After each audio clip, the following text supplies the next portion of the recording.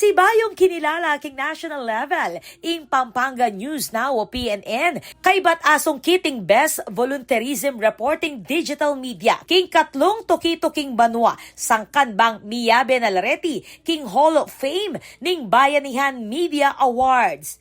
Tinanggap king galal dina PNN Managing Editor Noel Tulabot, Editor Ria Isidro de Fiesta, Tonet Orejas at writer ay Marna del Rosario king seremonya ginapan king Ayala Museum king Makati nganing December 16, 2025. Migawad king tropeo ning Bayanihan Media Awards dina Ayala Foundation President Tony Lambino, Quezon City Mayor Joy Belmonte at Executive Director Donald James Gawe ning PNVSC.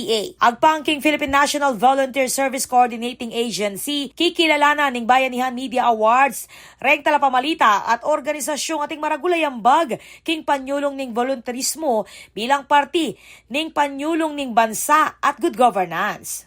Ing PNN, nominado nin ng Pampanga State Agricultural University at sinuri ning PIA Gitnang Luzon Biosinumiti king Regional Screening Committee ning RDC. Minunay ang tinanggap galal ing PNN inyang banwang 2023. Ako po, Patricia Mamangon para king News Force Pampanga. Balita ang tutuking balen, susuyo.